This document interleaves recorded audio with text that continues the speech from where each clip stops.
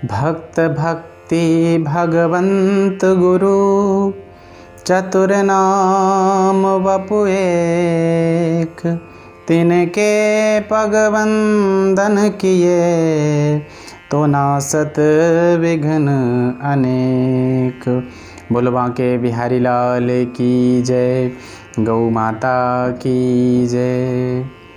आप सभी का इस चैनल में बहुत बहुत स्वागत, अभिनंदन।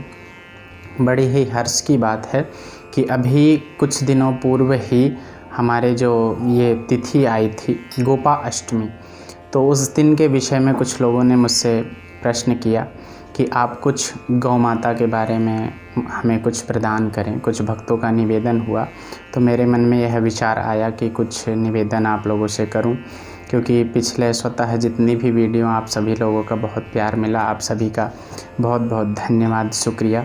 क्योंकि आप इस प्रकार मेरा हर्षोल्लाद अगर बढ़ाते रहेंगे तो आप तक ऐसे ही पौराणिक कथाएं, पौराणिक बातें, शास्त्रोक्त बातें मैं आप तक पहुंचाता रहूँगा। तो आप सभी जितने भी लोग इस चैनल पर जुड़े हैं, आप सभी पर गौ माता की कृपा हमेशा बनी रहे।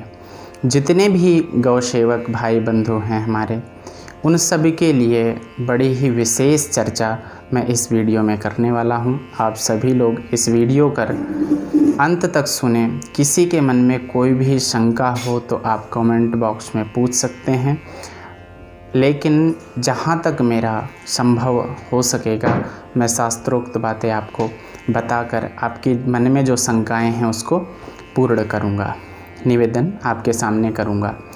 तो बहुत से लोगों के मन में विचार होता है कि मैं गौ माता उनकी सेवा करता हूँ। ये बहुत ही अच्छी बात है बंधुओं, परंतु कुछ बात ऐसी होती हैं जो हमें सेवा करते समय विशेष रूप से ध्यान रखनी चाहिए। क्योंकि गौ माता तो वैसे भी पवित्रम पवित्रम, बहुत अति पवित्र हैं। उनके जैसा इस मृत्यु लोक में कोई भी पवित्र नहीं है। क्योंकि ऐसा कोई भी व्यक्ति, ऐसा कोई भी जीव, ऐसा कोई भी मृत्यु लोक में वस्तु नहीं है जिसका मल और मूत्र पवित्र हो। परंतु हमारी एक गौ माता ही ऐसी हैं जिनका मल मूत्र भी पवित्र माना गया है। यहाँ तक कि भगवान स्वयं जब इस धराधाम में आए थे तो उनके गौमूत्र से भगवान को स्नान करके उनको पवित्र किया गया था। उनके शरीर में गोबर का लेपन किया गया था, उनको पवित्र किया गया था। तो उससे पवित्र और कुछ हो ही नहीं सकता। 33 करोड़ देवता जिनके शरीर में वास करते हैं। तो सबसे बड़ी सावधानी हमें क्या बरतनी है, जितने भी हमारे भाई बंधु गौ सेवक हैं, माताएं बहनें जितने भी गौ सेवा करती हैं, मैं उनको बहुत बहुत उनका अभिनंदन वंदन करता हूं। और बिहारी जी से यही प्रार्थना करता हूं कि आपकी सेवा ऐसे ही निरंतर वो आप पर कृपा करें और आपकी सेवा निरंतर धीरे धीरे धीरे और बढ़ती रहे, और आपके मन में जो आस्था है वो आपकी आस्था बढ़ती रहे। क्योंकि जो उनका दुग्ध होता है, जो वो हमें पोषण देता है, वो इस जितने भी डॉक्टर टॉनिक बनाते हैं आदि आदि कितनी वस्तुओं का इंतज़ाम करते हैं, परंतु जितना गौ माता का जो दुग्ध है उतना पोषण देता है, वो उससे ज़्यादा और पोषण देने वाला ऐसा कोई भी वस्तु नहीं है, ऐसी कोई भी चीज़ यहाँ पर धराधाम में नहीं है जितना गौ माता हमें पौष्टिक आहार दे सकती हैं। अगर किसी को, क्योंकि आजकल हर व्यक्ति के मन में होता है कि हमें एग्ज़ाम्पल के तौर पे बताओ, तो आपके घर पर अगर आपके 2 पुत्र हैं तो एक पुत्र को आप गौ माता का दुग्ध पान कराएं, एक पुत्र को आप किसी भैंस का, या जो आजकल इतने पाउडर से बने हुए दूध आते हैं उसका पान कराएं। तो आपको स्वतः ही पता चल जाएगा कि हिष्ट पुष्ट बलिष्ठ कौन है, किसकी बुद्धि तीव्र है, किसकी बुद्धि मंद है। जो गौ माता का दुग्ध पिएगा उसकी बुद्धि तीव्र हो जाएगी। आजकल सबसे बड़ी समस्या रहती है कि बच्चों का पढ़ने में मन नहीं लगता, कहते हैं जब बैठते हैं तो हमारा मन नहीं लगता। तो ये सर्वश्रेष्ठ साधन है, आप कहीं भी पता कर लें। वैसे तो आजकल संभव नहीं होता कि हम अपने घर में गौ पालन कर सकें, परंतु आपके आसपास जो गौशाला हो वहाँ पे आप जाके गौ माता का सेवन कराएं अपने बच्चों से। जो भी आपसे बन सके उनको चारा डालें या कुछ भी प्रदान करें जितना हो सके। परंतु आजकल क्या होता है कि जो सबसे पहली रोटी होती है वो गौ माता के लिए निवेदन की जाती है, परंतु सबसे पहली रोटी हमारी कैसी होती है, या तो जली होगी या तो ठीक से पक नहीं पाई होगी। तो हमें यह निवेदन नहीं करना चाहिए, क्योंकि वो गौ माता के अंदर 33 करोड़ देवता होते हैं। आप जो निवेदन करेंगे वही देवताओं को प्राप्त होगा। अगर वो प्राप्त देवताओं को हुआ तो आपके अंदर जो अच्छी बातें आनी हैं उससे वो प्राप्त नहीं हो पाएंगी। तो इसलिए हमें कुछ चीज़ों का विशेष ध्यान देना चाहिए। तो बंधुओं, सबसे पहली बात, सबसे सावधान रहने वाली बात है, जितने भी गौ सेवक हैं उनके लिए सबसे पहली बात ये है कि आप कभी भी मार्केट से जो चमड़े की वस्तु लेकर आते हैं वो कभी भी ना खरीदें। क्यों? क्योंकि जितनी भी चमड़े की वस्तुएं बनती हैं वो जीवित जीव को मारकर बनाई जाती हैं। तो क्या पता गौ माता को ही मारकर उनके चमड़े से बनाया गया जूता हम पहने, तो ये बहुत बड़ा हमारे लिए अपराध होगा। जो बेल्ट होती है उसको भी हम पहनते हैं, चमड़े की बेल्ट, अगर वो गौ माता की हुई तो हमारा योगदान उन तक पहुंचेगा। गौ हत्या में हमारा भी हाथ आएगा। हम जितनी सेवा कर रहे हैं उससे कहीं ज़्यादा हमें अपराध लगेगा।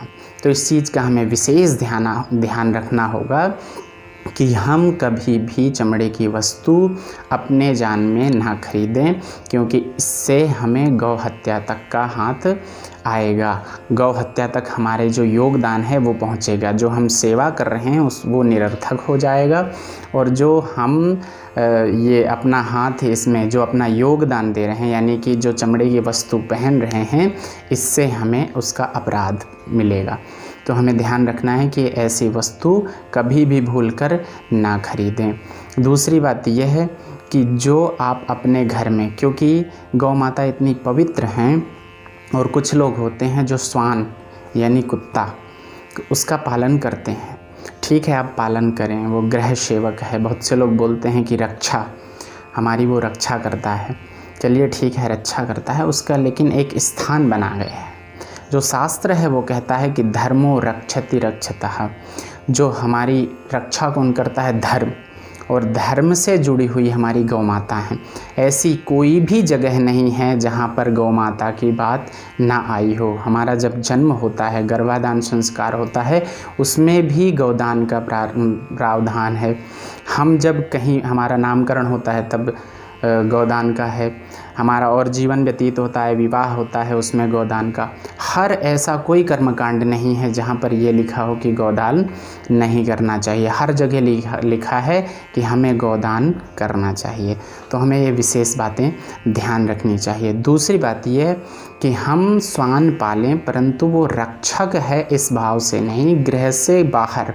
क्योंकि जब हम कहीं भी गृह प्रवेश करते हैं तब भी हमें गौ माता को अंदर लाना होता है, कन्या को लाना होता है, जितनी भी पवित्र चीज़ें हैं उनको अंदर प्रवेश कराना होता है। तो गौ माता से पवित्र तो कोई जीव हो ही नहीं सकता। तो श्वान को अंदर गृह के अंदर हम ना रखें। जो भी वस्तु निकालें तो गौ माता के लिए अलग निकाल दें, श्वान के लिए अलग। श्वान को घर के बाहर ही रखें। पहले जब अतिथि लोग जाते थे उनको लिए लिखा होता था अतिथि देवो भव, परंतु आप सभी लोग जानते हैं कि आजकल क्या लिखा होता है।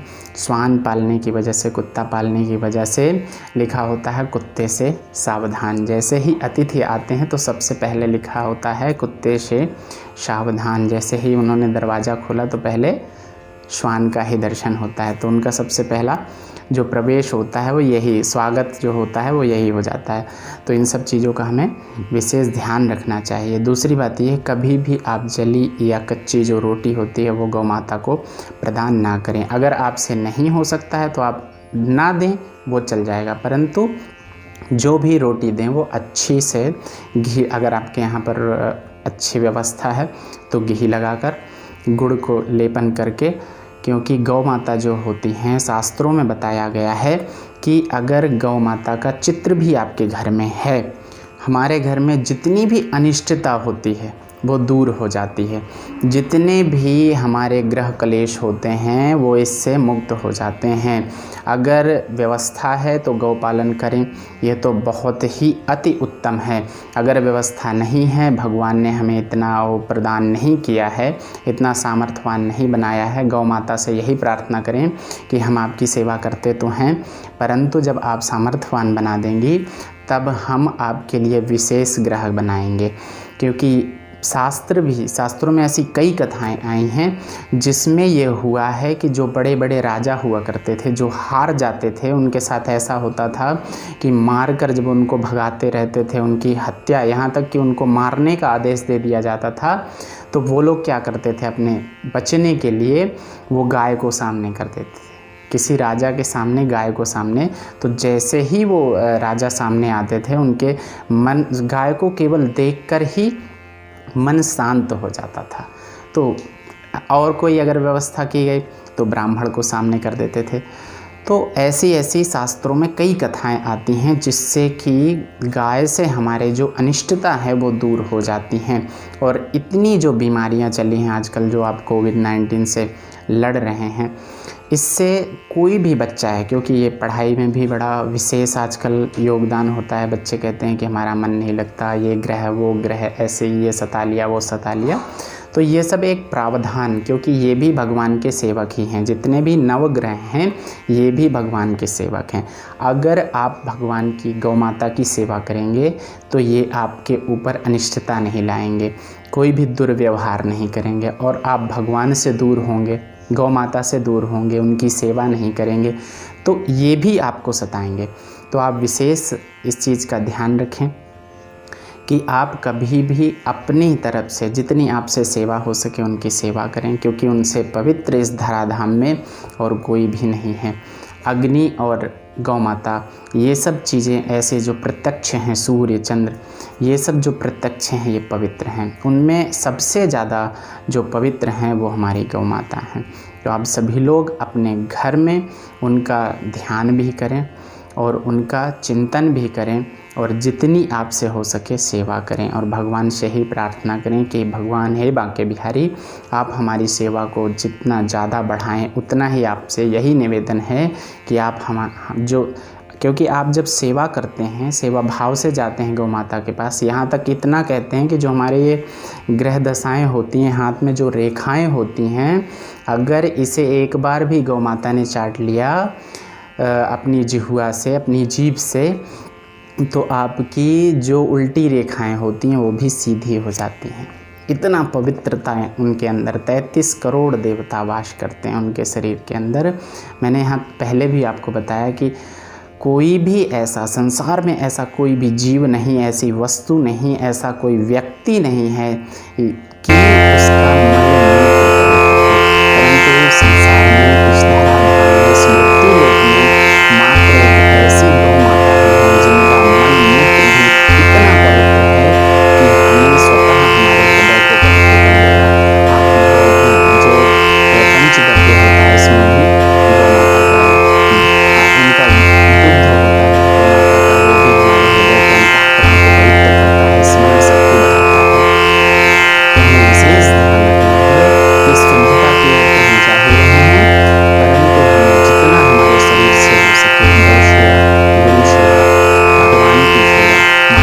कि जितनी भी गौ सेवा होती रहे, ये बहुत ही अति उत्तम है। तो जितने भी हमारे भाई बंधु भक्तगण हैं जो बिहारी जी के चाहने वाले हैं, बिहारी जी के